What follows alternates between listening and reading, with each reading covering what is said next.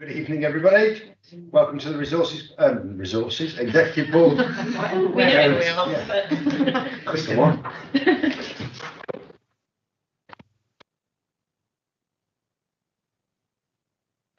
Item number one is the evacuation procedure. Do I need to read that out because there's no members of the public here? So we're all taken as read.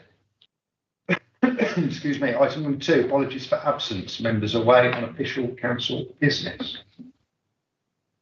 We haven't had any apologies. We might be about to receive some.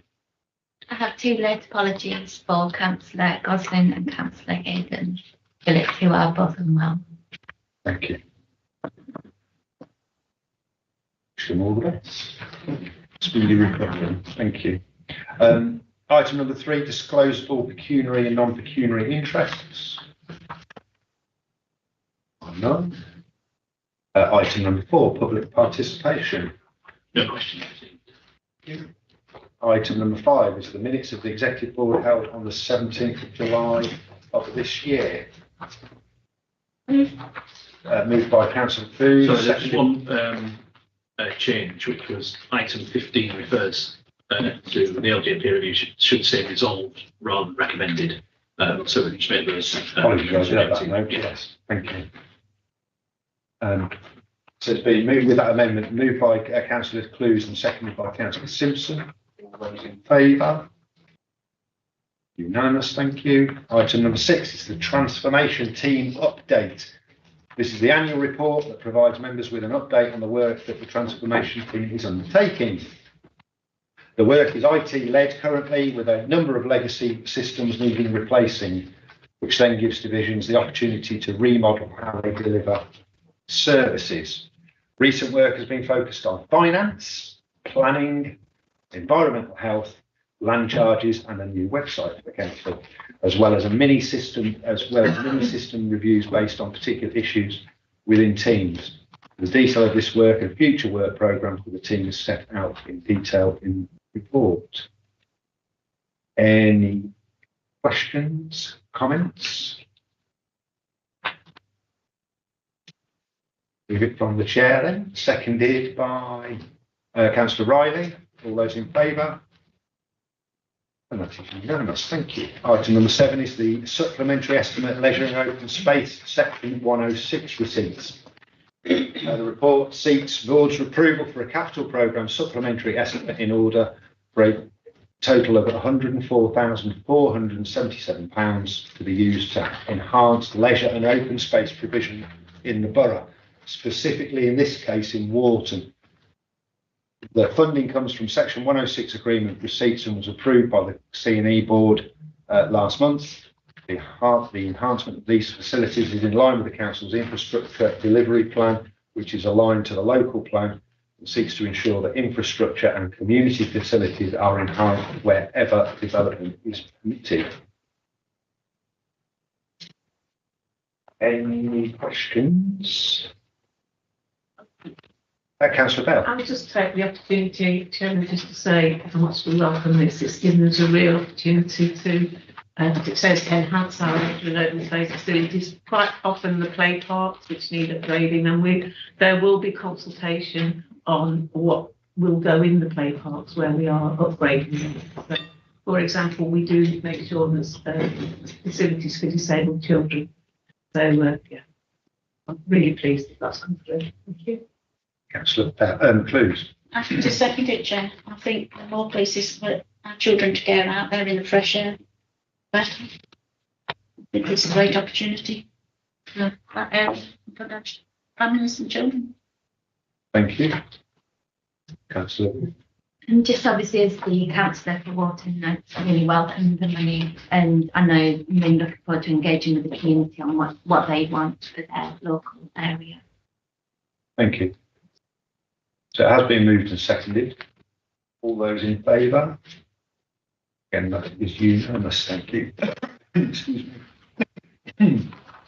Item number 8 is the budgetary control report 2024 to 2025, period ended the 31st of August.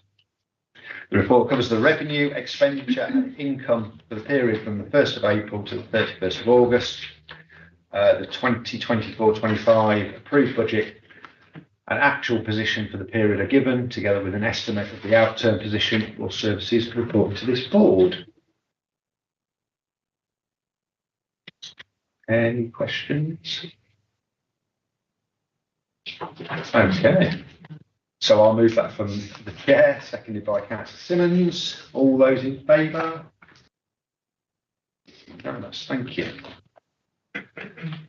Item number 9 then is the update on external audit backlog. The report provides members with an update on the statement of accounts for the 21-22 and 22-23, along with the latest information regarding the plans for the backlog of audits following information received from the government. Members will recall that the local government audit system is not working and there are significant national backlogs.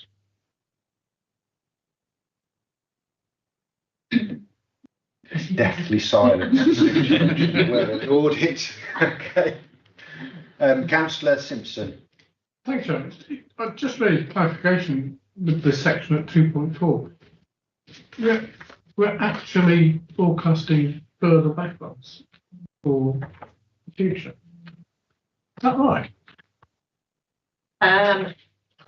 No, not exactly. So we've got backlogs at the moment, not across the country. That's everybody. So what this is suggesting is that the backlogs, as in the 21-22, 22-23, probably a lot of authorities won't have those audited, so they'll basically have the backstop introduced because they won't have an audit in time. For 23-24, the backstop will be the 13th of December.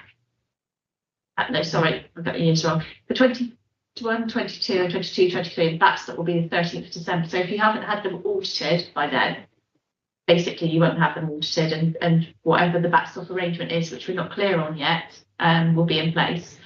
Then for 23-24, if you don't have those audited by the 28th of February 2025, you won't meet the backstop, so government will have to make a decision on that. And then these dates here are basically catching up. So I'm not really clear what happens on the backstop. Do we simply not worry about it anymore? So we don't actually know yet. You won't, if you can't have a full audit by the backstop date. So we've still got 21-22 and 22-23 that haven't been audited. They're ready now, but they haven't been audited. So if they're not audited by the 13th of December this year, we don't meet the backstop date, and that means that we won't have them audited, but there'll be some other process in place, but we don't know what that process is yet. That's what this is basically saying, that that's what the government have decided, but they haven't really decided. They haven't really agreed what that's going to be, but it's not going to be a full audit. It's clear then, Chairman, we have become the European Union. Yeah. I've got Councillor Simmons and then Councillor Waffles. Yeah, well, before you spoke, Alison, I was going to say we talked about last week, didn't we, about them actually not being audited, and my question really was going to be about what that looks like. Clearly, we don't know yet what that looks like, but if it's not stringent in some way, there'll be the risk that people think, well, we'll just string it out so we don't get audited.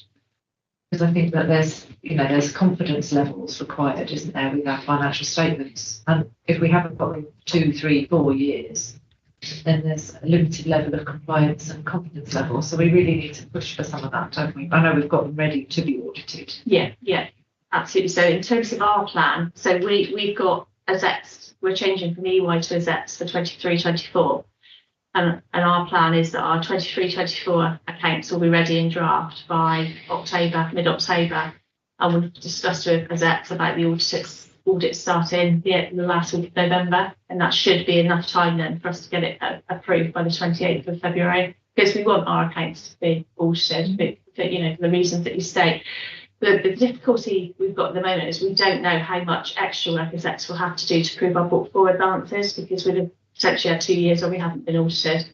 So they will have to do some extra work on that. We don't know yet how long that will take. But that's what we're working towards to get our 23-24 done. Councillor Waffles. Thanks, Chair. I was just going to say it's quite disappointing that we find ourselves in this position nationally. What I was going to ask, and you might already have answered this by saying you're not sure of the process, but I was just wondering if there's any penalty for not meeting that, or do we not know that bit either? I don't know for definite, but I don't think there will be any penalty because it's across the whole country. So basically the system is broken and it's trying to catch up on the backlog orders to put us in a better position going forward. But as you see from that report, it's a 5-year plan to get us back on track.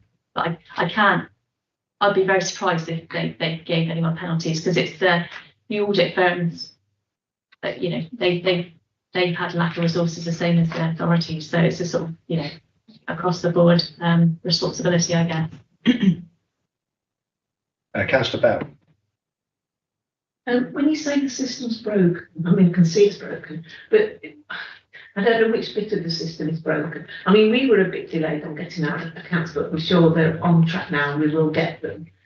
So there would have been something happened over COVID, I'm quite sure. But what is broken? Oh, there's just not enough accountancy firms out there, there's not enough resource within them, or what is not? So once we get over this hump that we're all in at the moment, is it then going to go smoothly, or is there some endemic problem that's not been solved? I think the real problem was the impact of COVID, which we're still catching up on, because the accounts got so far behind. That's the problem, because obviously they're annual. Yeah. It's all backed up now, and that's why they're doing this reset, because it's not ideal, not having the accounts audited, but the reset.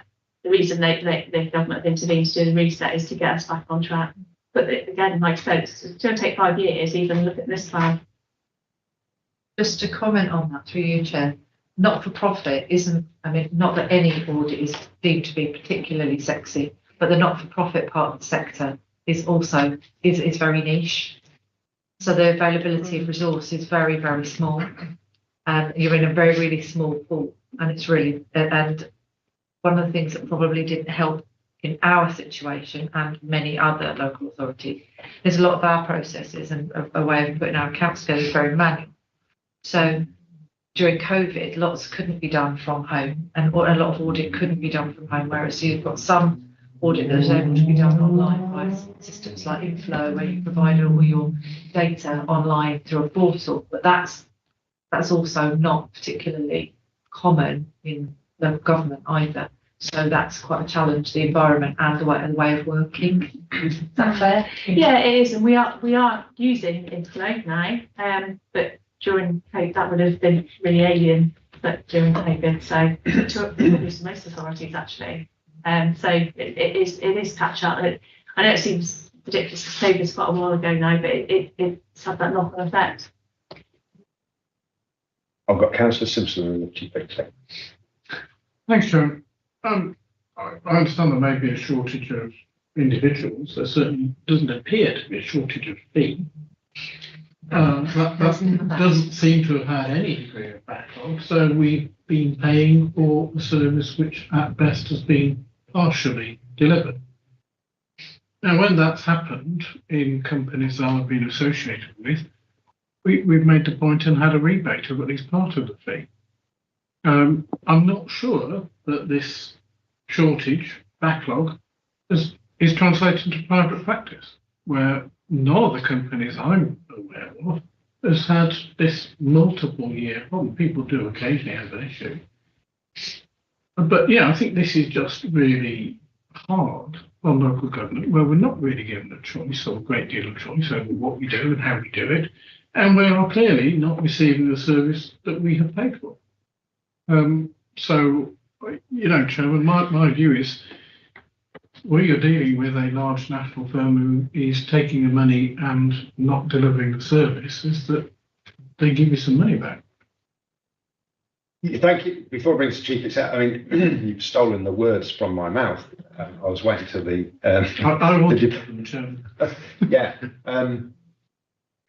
I mean, you know, Councillor Simpson is exactly right. If we haven't had a full audit, then we should be paying a full audit fee, should we? Surely. No, we haven't paid for 21, 22 and 22, 23. And part of the information that's come out so far is that the PSAA that set the audit fees will be looking at the fee for the whatever needs to be done instead of an audit. So I guess watching this space to see how that compares to what our audit fee is. But our audit fee has gone up significantly over the last couple of years anyway, with the extra work that they have to do. Sorry, Chairman, there's one other slightly more serious question. In the private company world, if you don't produce a clean audit, there are implications for your credit work.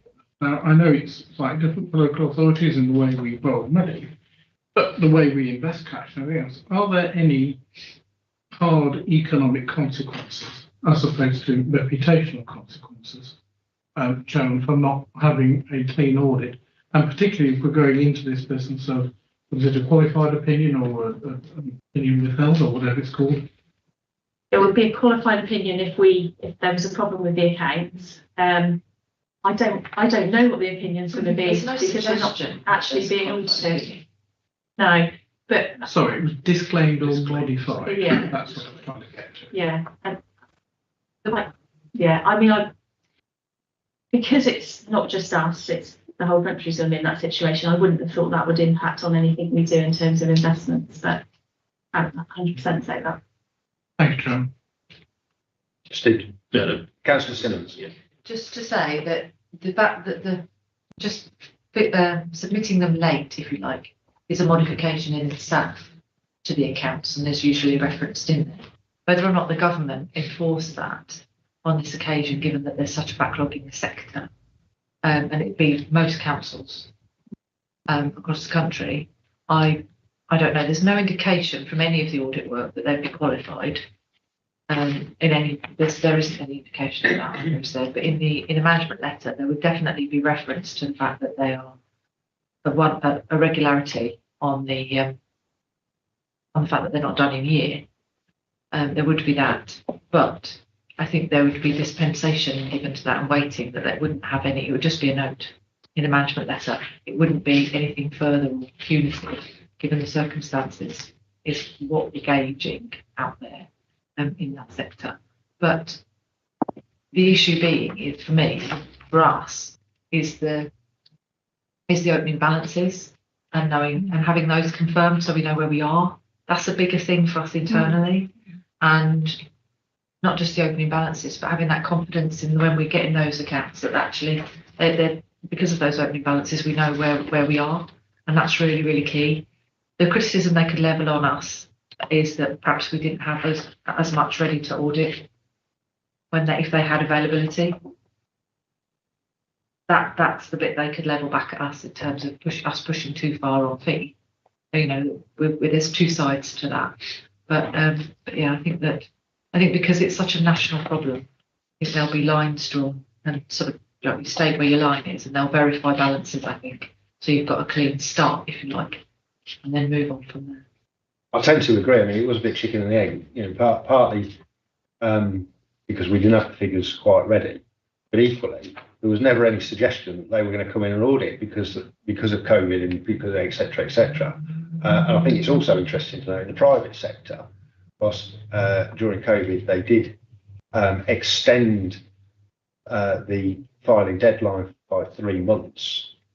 But if you didn't get them in, so instead of 9 months, you had to get them in 12 months. But if you didn't, you were fined, and then that soon disappeared and reverted back to the 9-month deadline for filing private company accounts.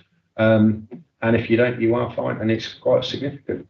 But as Councillor Simmons said, I say except it's the big five that we have to use. But their resources are limited when it comes to public sector audits, and I don't know why, because they charge significant amounts of money, which I personally don't think they'd get away with in the private sector. But we are where we are.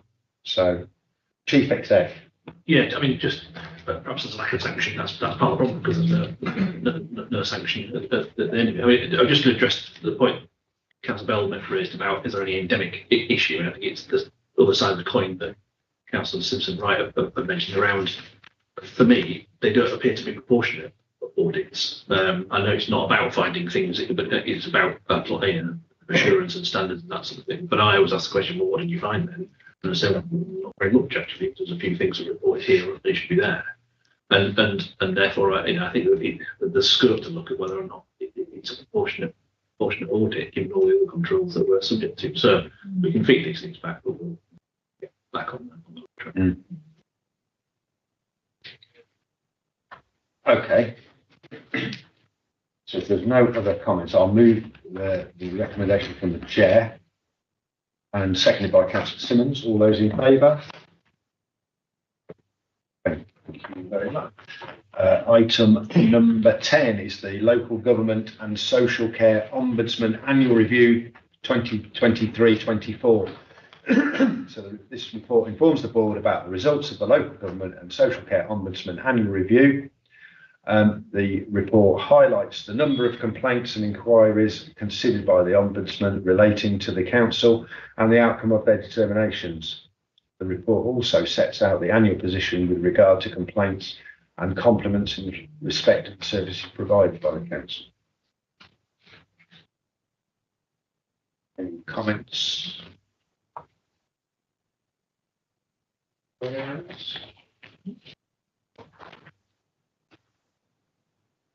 Move the recommendation. Thank you, Councillor Simpson, seconded by Councillor Bell. All those in favour? That is unanimous, thank you. Excuse me. Item number 11 is the Corporate Plan Performance Update.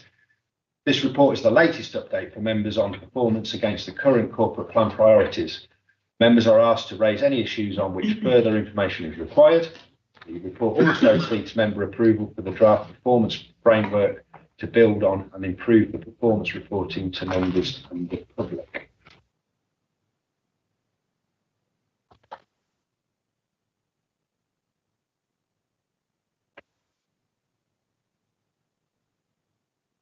Any comments or questions?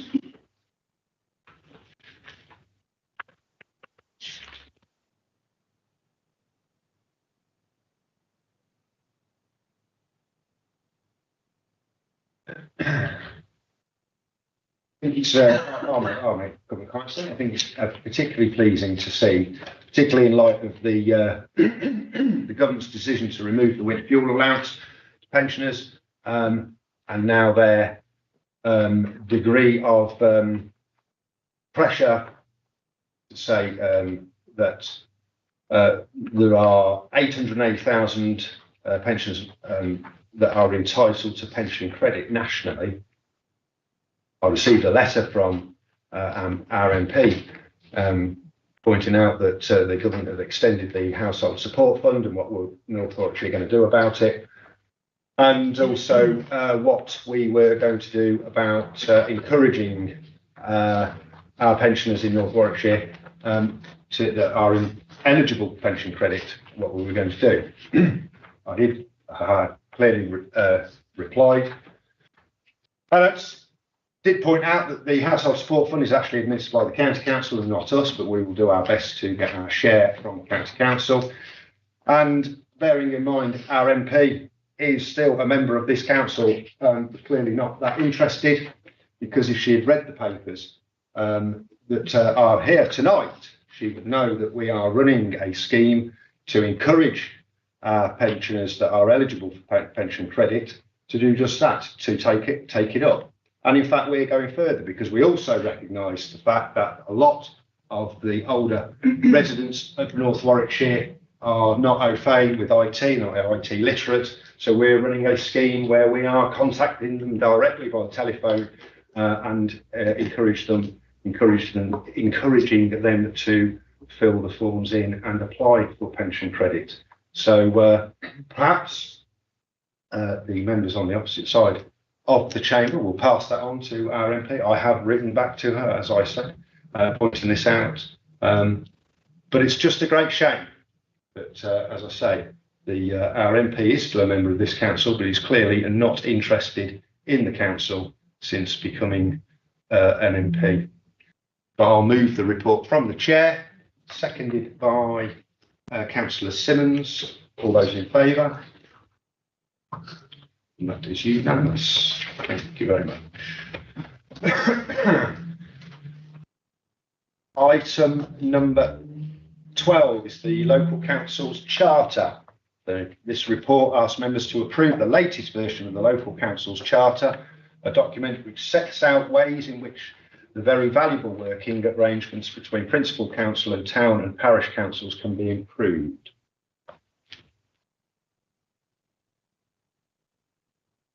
Any comments?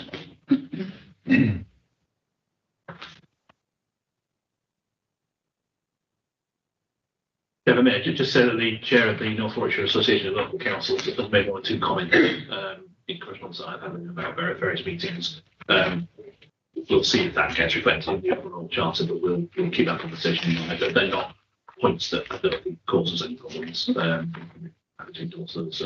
just wanted to reflect, particularly publicly, that we have had that conversation. Thank you.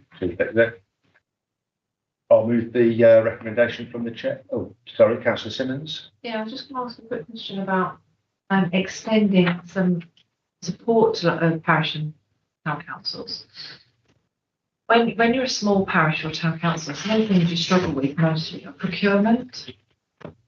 I know that Richard Habgood has spoken about that and trying to support local councils with that. Is that something we can engage with them and add in some way? Not necessarily how we deal with that, but having opportunities to almost to broker services almost, or to support where they struggle. Obviously, in by and large, parishes have very small budgets by comparison, and they don't have the buying power, for one. But number two, actually getting contractors to come back to give quotes is almost impossible. They really struggle with that. So I think procurement is something we could support with. And I know that we had some engagement with them over the last week about how we work with them, but some practical help. That'd be useful. Chair, through you, yes, it's a live conversation. Richard's raised that. The only caveat is we have a team of 2 in procurement, but yes, what we've asked them to do is to sort of collect ideas and try and sort of plot that so that we know if they can all procure play equipment at the same time, for example, or grass cutting service or whatever it is, they come together. Then such Can we then just access via frameworks? Yeah. So the answer is yes. Just need to be tested. Absolutely. No, it's something that's been raised with us. Councillor Wackles. I was just going to ask, as he's here tonight, nice to see you here, Councillor Riley. I noticed that you're the member champion. I was just interested, and I was talking to my colleagues about it earlier on, and just wondered a little bit if you could explain a little bit about what your involvement is with, as you're the member champion. Mr. Chair, I kicked off the review of the charter because across Warwickshire there's a level of dissatisfaction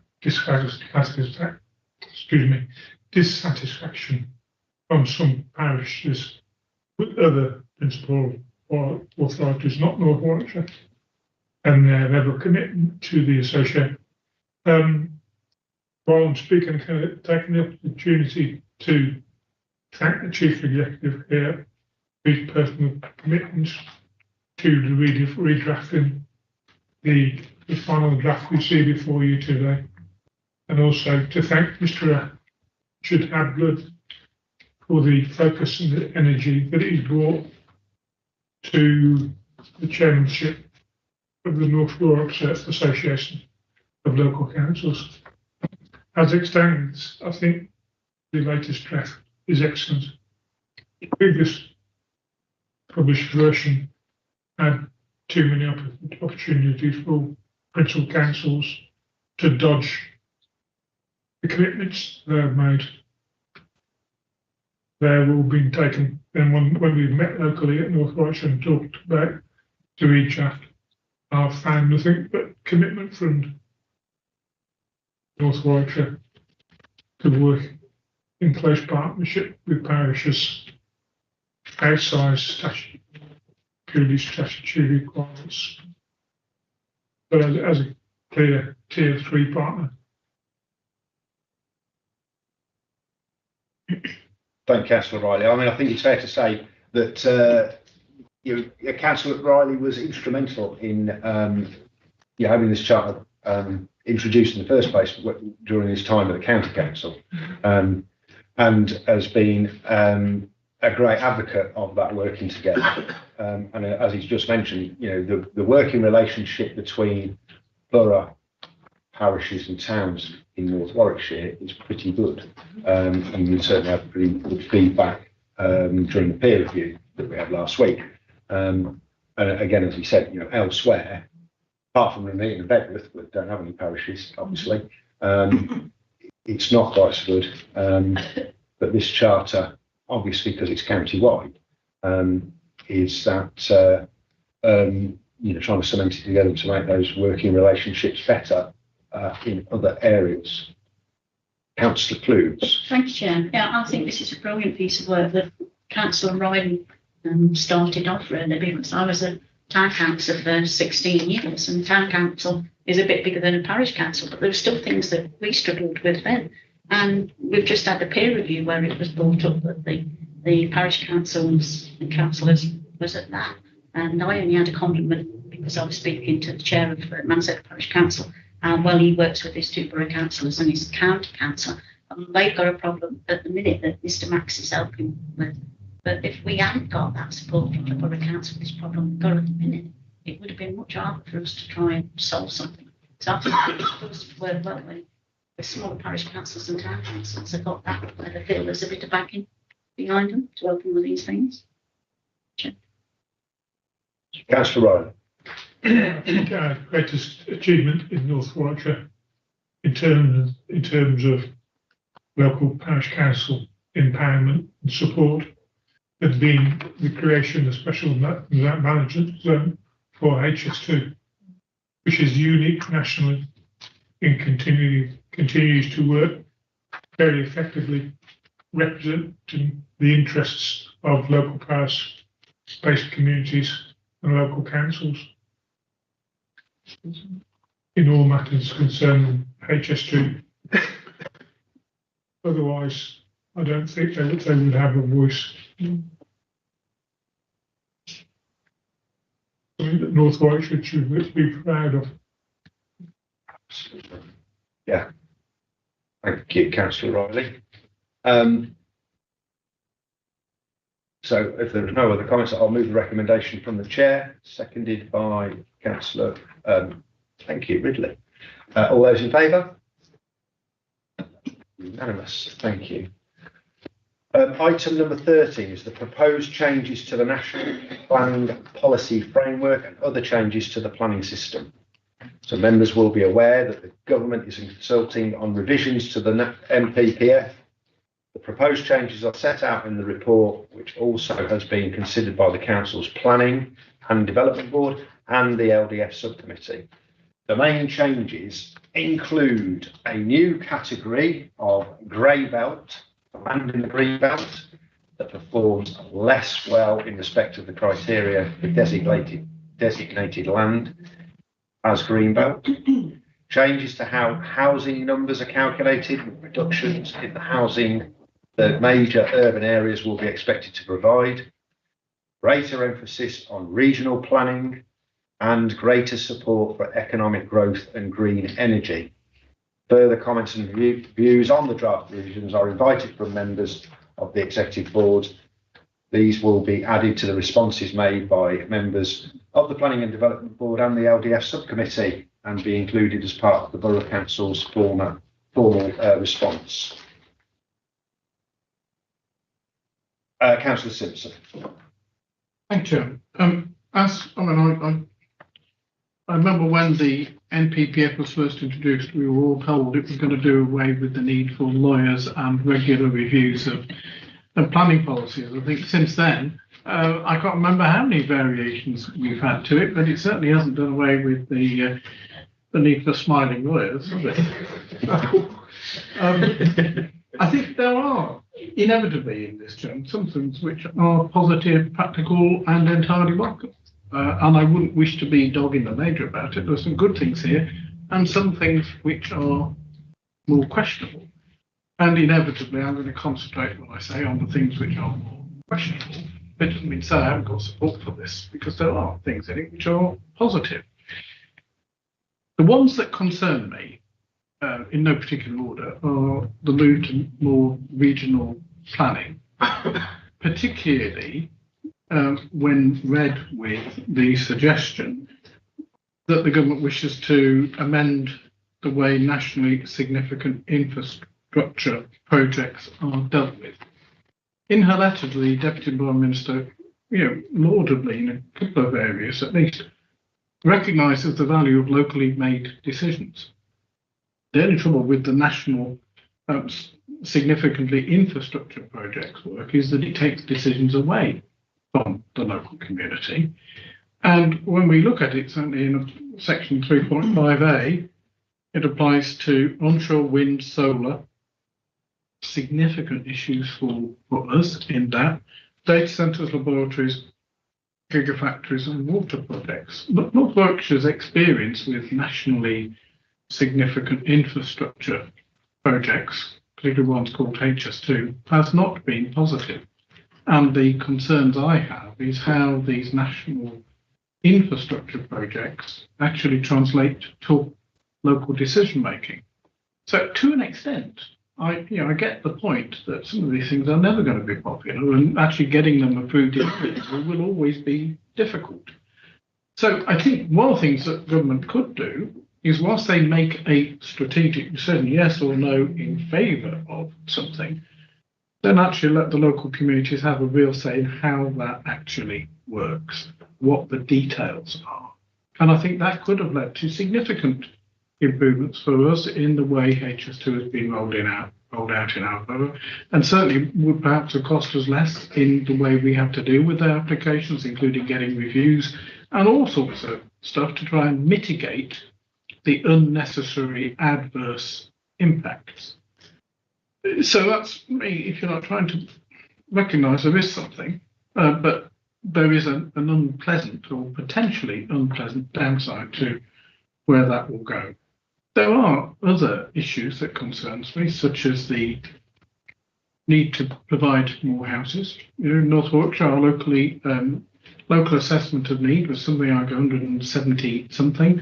We agreed to assist Birmingham. We went up to 251 houses per annum, which we are struggling to meet. And yet there is an indication here that we'll need to find 351 houses. Two or three issues of that. Where are they going to go?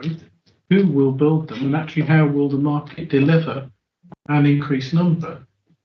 Tied inexorably to the need for infrastructure and for government to be really clear on assisting with the infrastructure to go with the new houses. Now, we all know there's an issue here where we have a need. The inspector has said unless a significant amount of infrastructure comes along to assist with dealing with the A5, then we can't actually roll out all of the proposals we've got. When that's tied into a revitalised requirement to have a 5-year housing land supply, that creates a nightmare scenario whereby we are required to have more houses. Government doesn't put in the infrastructure to enable those houses to happen. We therefore fall beneath a 5-year housing land supply, and we are open to unscrupulous developers planting houses with the presumption in favour of consent across the whole of the borough. I don't for 1 minute wish to imply that's what the government wants to happen, but there is a serious risk to us in terms of all of these proposals, which may individually be meritorious, adding together to producing a very negative impact for us. The move to more strategic equally will have the same impact, particularly if that is tied to nationally strategic projects. Because without a doubt, we are one of the key destinations where people wish to plant logistics centres. If local people have no say, no effective input into that, just about everybody will wish to deliver a logistics centre with all but no jobs and improvement in the local economy or improving employment statistics for logistics sites. Everybody wants to develop these on the edge of the motorway, whether it's in the green belt or not. So there are some fairly significant threats to us here, as well as some good things too. Generally the move towards increasing planning fees so that planning covers its cost is to be welcomed. There's a lot in here. My principal concerns, though, are how we can effectively look our constituents in the face and say we have absolutely delivered on local need, listened to local people, when potentially more decisions will be taken out of this authority, our neighbours' control, where we'll have an increased requirement to cooperate and deliver on strategic local needs, none of which actually do anything for our area, but we are required to cooperate. There are some strategic risks to us. I'm sure that's the same to most authorities across the country. And I think we need to be quite clear with government as to how we see those threats and what government might wish to do in this consultation to lessen the impact on us. I am wary of a move to a greater opportunity for national infrastructure to be imposed on us in our greenbelt locations, but at the same time government not providing adequate resource to enable infrastructure to be developed, which would enable us to deliver our local plan. I think that's really all I should say, Chairman, but I would congratulate Angela Rayner in her desire to see local decisions made locally. Just let's carry on doing it. And if there are national decisions that have got to be made, which may be inevitable, let local communities determine the details so that local residents are not unreasonably impacted in a negative way. Thank you, Councillor Simpson. Councillor Ridley. What you said, basically. I'll keep it brief, but I do worry about the increased delegation. I mean, I was shocked to realise that we have got high 85, 90%, is it, of delegation that goes on. It doesn't ever actually get to planning board, which is amazing, really, for somebody that has got a word or two to say about planning. But I do worry to a certain extent about the fact that we're not getting our strategic infrastructure. They are going to dumb down on roads. They're taking some networks away. We won't be able to deliver what we are supposed to be delivering. The trajectory is supposed to be going up over the next couple of years massively. I do worry about the fact that our funding for our neighbourhood plans may not be sustained. And as we all know, I'm passionate about neighbourhood planning. It can make a huge difference to an area. So we'll just look at and see what happens. But I do worry that things will be taken away locally and much more pushed through, and local people will have less of a say. We'll wait and see. Thank you. Councillor Simmons. Thank you. Obviously agree with most of what's been said, or all of what's been said so far. The thing for me, again, it seems to fall a lot of the responsibility, the accountability and the fining, if you like, if things don't get delivered, fall to the local authority, yes, again. But the responsibility, where is the developer in this process? We're criticised as local authorities being bureaucratic and slowing things down. But actually, where's the time down to the developer who got the permission to build? And actually, we are impacted by our 5-year housing plan on where and on how we can best deliver our local plan and be in control of where we want development, because we identify that as need, or we've got different strategies to support that. But actually, if the developers aren't held to account and they have been granted permissions, then we always suffer. It's always, the blame is always put on the local authority, and this doesn't change that. There is all, you know, it doesn't feel, maybe I've missed that, but it doesn't seem to change that. And if we were to, you know, it pains me every time I hear them talk about it, about local authorities slowing down planning. You know, if we had all the houses in our borough that we've given planning permissions for, we wouldn't, you know, we would be in a very different position. Before I bring in Chief Exec, I mean, I share your concerns, Councillor Simmons. It is those financial penalties that we still don't really know, I don't think, the detail of them. We also know nationally there are just over 1 million residential planning permissions given. But as you say, you know, low planning authorities cannot force developers to build on those planning applications. So, you know, the key thing, I think, and you know, consecutive governments have missed the point because they blame local authorities for holding up or not giving, etc., delaying, where it's not the fault of the local planning authorities, it's the fault of the developers. So if anybody's going to be penalised financially or otherwise, it should be the developers, because they are in control. But, you know, clearly developers, looking at it from their point, they are not going to flood the market with new homes because that will drive the price down. So, you know, I think it's very, very difficult. And I share the concerns of other members as well. I mean, I think, you know, this is, a great assault on potentially on North Warwickshire, great majority Greenbelt borough, because we are at risk and serious risk now of losing great swathes of our Greenbelt for little gain. Councillor Simpson said, the greatest support for economic growth and green energy. You know, that's very, very worrying because, as Councillor Simpson said, you know, we know because of our location, those logistics, the logistics industry want to build huge, great warehouses. That brings very, very little economic growth to our borough. And equally, the green energy, we have seen, huge applications for solar farms, which don't make a great deal of sense. Equally, they do not generate great economic growth. They desecrate the green belt. They take away valuable agricultural land.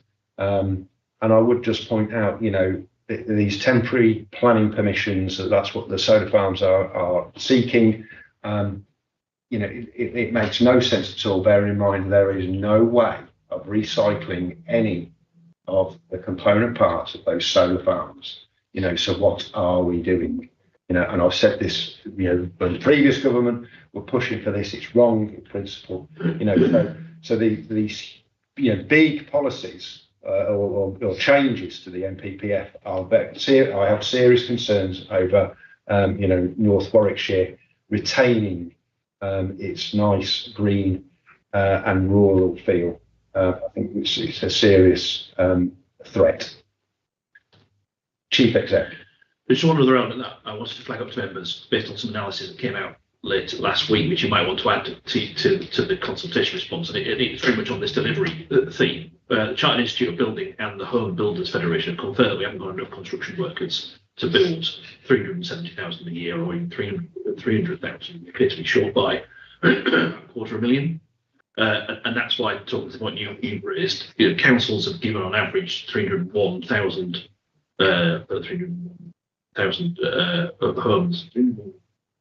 301,000 homes per year over the 8 years, but that's only translated into 212 570 homes at new build completion. So, as well as the, shall we say, the unique way in which the housing market works, as you say, in terms of with the flooded market, where they can sell the same products more expensively in subsequent years, there appears to be a fundamental problem with these targets and being set up to fail. Our targets if they couldn't actually build them anywhere. So if you're happy with that, I suggest we add that point, seeing that it seems to be nationally accepted that we can't deliver these homes anywhere, even if the market was inclined to. I'm more than happy with that. I don't know who put their hands up first. I think it was Councillor Simmons and I then was only Councillor. going to say in response to that, it's a way of those developers leveraging their balance sheets. They get planning permissions. It makes their assets more valuable. They leverage their borrowing. That's all it's about. It isn't about delivering homes. Councillor Simpson, then Councillor Ridley. And slightly, to be fair to the government, what they are saying is not necessarily homes so much as socially affordable homes or not necessarily open market homes, but a substantial homes with those too. The difficulty, though, even with saying we're going to focus on those, is the ability to have a registered social landlord take them on and deliver that. Because what we have seen in a significant number of housing allocations that have been granted, even the ones which we're currently looking at, is for North Warwickshire, there is an absolute dearth of registered social landlords who are in a situation where they can take on those houses in our area. So we might well be able to provide a significant increase in social housing, but nobody will be there to manage it and provide it and deliver it to the end consumer. No, there are things that I'm sure we can do to help with that. But all of this, headline needs a substantial amount of investment in the infrastructure behind it and in the way government grants are available, because the housing associations are not looking at our area at the minute in the way they are at others. And particularly, as I understand it, and my knowledge is imperfect, they are really not looking at Section 106 enabled social housing development. And an awful lot of what we will be looking at, every authority in our area will be looking at, is social housing on the back of Section 106 contributions. I think in her statement, the Deputy Prime Minister talked about increasing the threshold to 50% funded in greenbelt areas. If that's going to be funded through 106, we won't be able to maximise the value for our population of that social housing unless someone is going to come and run it for us, or we have an increase in our ability to be able to do it in-house. And I don't see that happening either. Thank you. Unless a smiling lawyer has a cunning plan. We always have a cunning plan. Councillor Ridley. What he said again, basically, is far more eloquent. I'm just going to literally say about our problems with our RPs, our providers for the care facilities. Dire, really dire. I mean, nationally, I think there's real problems with some of the companies. I think there was a facility which was County Council in Dordon, and which I think they were going to look at for people with special needs. And I think there's been massive problems in trying to get somebody to take that on again. So nationally, it is a problem. Yeah, exactly. So there's problems all over the place, but certainly the RPs is a great big deal. Thank you. But sorry, John, I'll just reiterate, that wasn't intended to be negative for the sake of it. The government will come and do what any government will do. They have a plan, they want to deliver it. I think what they're looking for, if you like, is helpful suggestions as to how their plan could be made to work. And that's what I was trying to comment on. There are threats here, but there could be methods of working together to deliver. Totally agree with Councillor Simpson, and that's the emphasis should be put on the developer, not the authorities. They're the ones that should be penalised, if anybody has to be penalised. Yeah. Councillor Riley, did you indicate? Sorry. Certainly to supplement Mr. Maxey's excellent point about skills and abilities of the labour force. I think that was also a strategic consideration about availability of key materials such as concrete. My understanding is that HS2 don't use all spare concrete resources in the country. And I know that we are currently in a ludicrous situation where roads in North Warwickshire are being used to transport stone quarried in Scotland. So if we're going to go into this massive building programme, we do need a skilled workforce who can deliver it. We need a clear infrastructure plan to ensure the basic materials are available. There's a way of getting there into the locations where they're needed.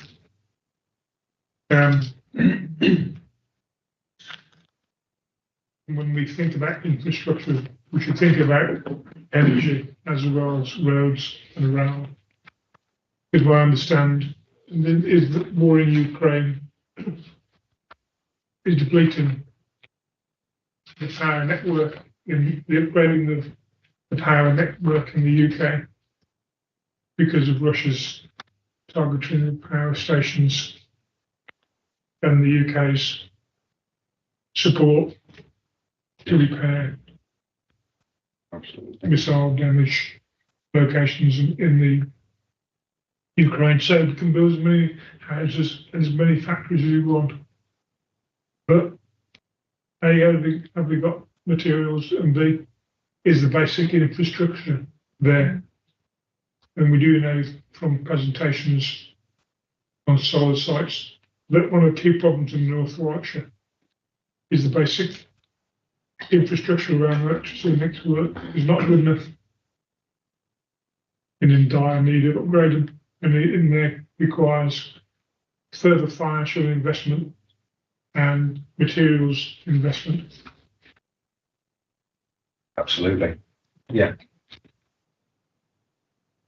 Okay, Councillor Simpson. Sorry, Chairman, I will eventually get around saying if I want in one go, rather than keep forgetting bits. The other thing I think government might wish to do is look at the current arrangements where certain statutory undertakers have wide powers to do what they want without really any nod to local communities. And a good example of this, good and bad, are the proposals to have significant water infrastructure in the borough. Now, clearly, the improvement on water supply is to be welcomed. Putting in a big tunnel coming straight down Colson Road is not necessarily to be welcomed. But under the current rules, the water companies really have wide powers to do what they want. A good example of that is the same provider, that little-known Severn Trent PLC, who half closed the road in between Atherstone and Coleshill for about 3 or 4 months because they want to park their cars on the Coleshill Road rather than take them onto their site. So we've had, with no consultation, no opportunity for people to have their views taken into account, traffic lights at the edge of Maxtec Lane going into Coleshill for months and months yet to come, with no gain to everybody, but a degree of operational convenience for Severn Trent. I fundamentally do not believe governments decades ago provided for the water company to be a statutory undertaker to enable their operational convenience. But that's the way I see it happening. And a degree of the issues we had with HS2 was based upon their operational convenience rather than delivering the infrastructure that they were given an Act of Parliament to enable them to do so. So I think it would be really helpful for us if government considered how they could amend the authority of statutory undertakers to ensure that what they do is delivered in the best interests of the local community, delivering least inconvenience rather than what is simply easier to do. I totally agree. Thank you, Councillor Simpson. I don't see anybody else indicating this, so Chief Exec, I think you've got a fair amount to put back into the consultation.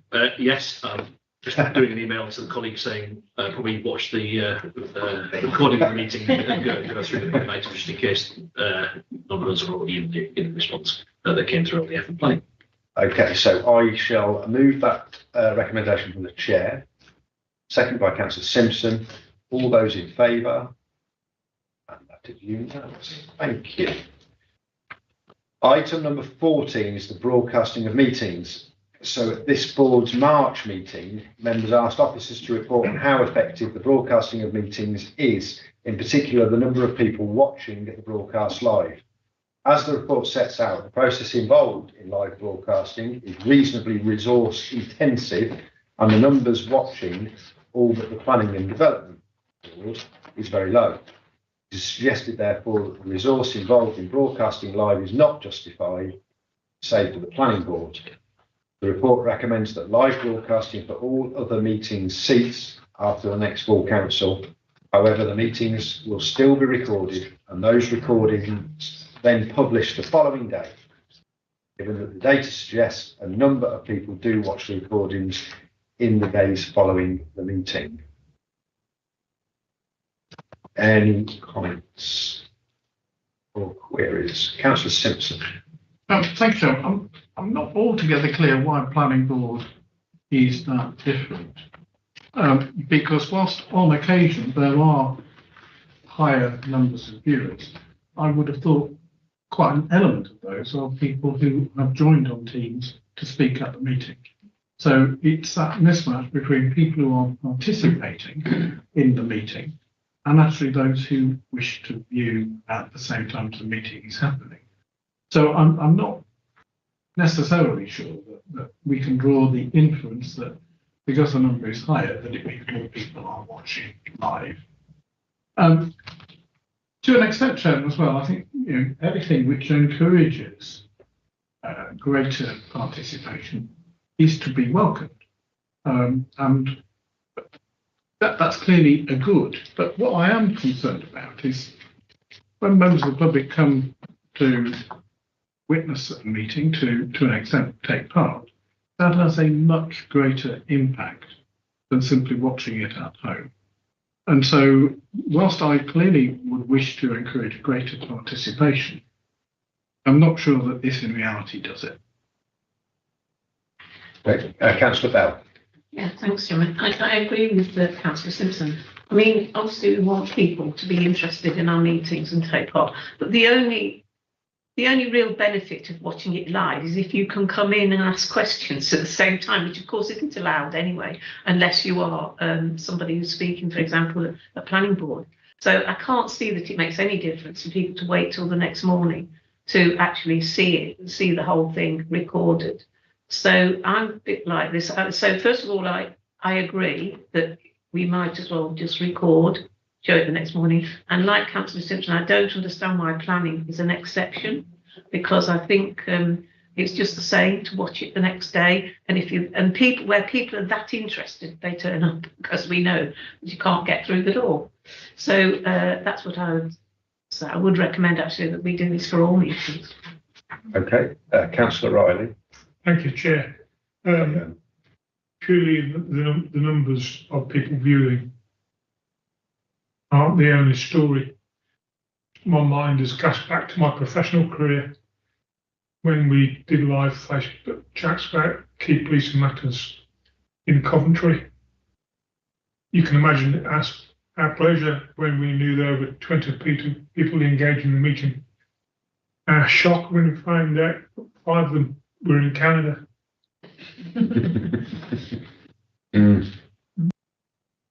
Yeah, good point. Councillor Waffles.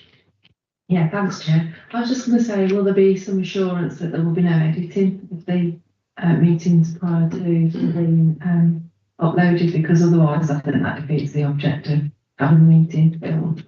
Thank you. I can give that assurance, absolutely. Yes. I was going to say, no, yeah, probably the one that watches mine is my husband to see what time he comes to pick me up.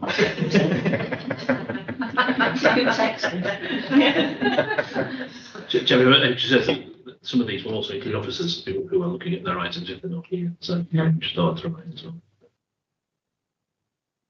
Okay. Oh, Chairman, that explains to me why the chief executive is rarely a planning board. I'm with you in spirit. What is it, Mr. Knapp? At 10 o'clock at night. Yeah, based on the numbers, I don't really have any objection to the meeting not being streamed live. I'd be quite happy for planning to be live because I think, you know, there are people interested in watching that. I wonder whether there's a possibility of a review of alternative ways of streaming it live without it being resource intensive, and we could perhaps have a report, say in 6 months' time, to say that we've looked at alternatives, whether that's training the staff or whether that's, you know, fairly cheap tech equipment that could do that for us, so that we could stream live without having the resource intensive nature of this. Through you, Chair, happy to do whatever members want. My only concern is you can't get much cheaper than this in terms of one camera and that, but I'm quite happy to bring back options. But I think, having looked at this before COVID, when we were looking before we even broadcast, this is the basic. This is about as basic as it gets, and anything else involves. And this is, I say, the report part of the problem is the quality. Is that if you introduce further cameras, so you can point that way and this way, depending on who's speaking, that's adding to the complexity. And the minute you have more than one camera, you'll have somebody with a set of headphones on, mixing it or whatever.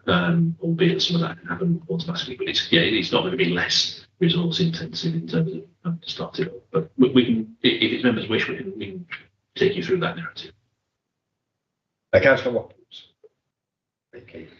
Yeah, I was just going to say, backing on to what Councillor Rory said, it'd be interesting to see if there was any sort of complaints or, you know, feedback in a 6-month period, just to make sure that we've not just assumed and jumped the gun. So that would be quite a useful sort of exercise if that was possible. Thank you. Councillor Simpson and then Councillor Barney. I certainly agree with that, and I think monitoring afterwards to see what the reaction is would be very useful. This, as usual, something I forgot, which is for the last few meetings, I think certainly the last resources board and planning and LDF, the cameras, the microphones weren't on. And that I understand from Chief Executive telling me less than an hour ago, was that it interrupts and affects the recording, and it creates a problem. What we do find, and to be honest with you, in almost every case in the stuff recorded in the report, there were more people present at the Planning and Development Board meetings in the public gallery. Without the microphones, they just can't hear. No. The acoustics in this room are brilliant. If you were here, we can all hear anything that people might wish you not to hear, but they certainly can hear it. But in the public gallery, nobody can hear the discussion. Without the microphones, people do find it very hard, and we regularly have people saying, "Can you say it again? I can't hear what you're saying." So if we're going to enhance anything, I'd say, look, actually, I think we need more microphones so that it's easier for people to use them. And if turning the microphones on means there's a problem on the recording, well, actually, for those people that bother to turn up and stand there and sit through 3 hours of us discussing the ins and outs of a planning board, I think they, at least having made that effort, deserve to be able to hear. And I definitely come to the speed. Thank you, Councillor I Simpson. think at the last time. Yeah. Councillor Barnett. Let's just come back with on the point about hospital improvements. I think my view is not so much to have more cameras or that sort of thing, but a bit more whether there is some kind of modest investment that could actually ease the process and make it less of a manual process and more automated. We can look at that. Yes, I think that's useful.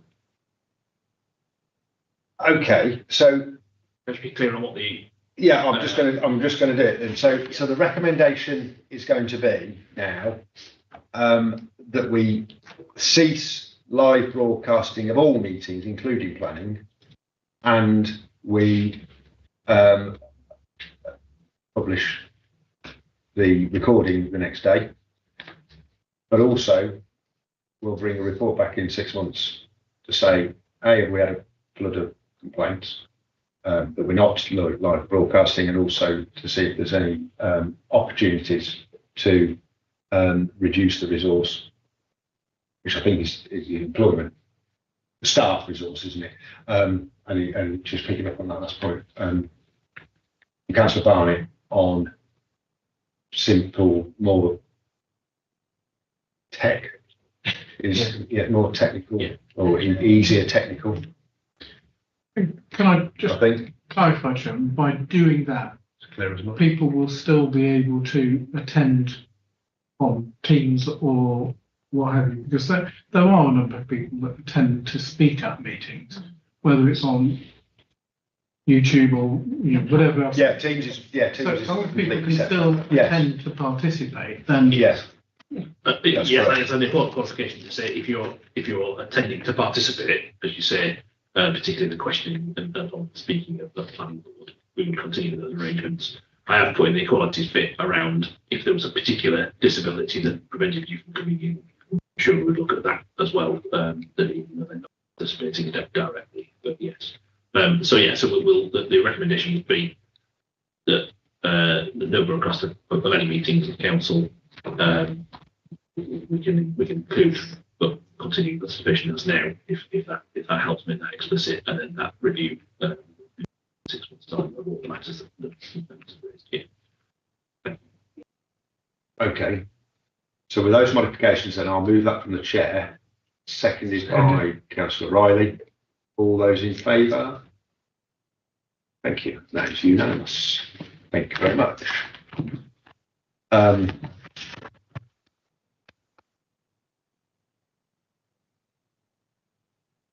So number 15 is the exclusion of the public and press. move the recommendation.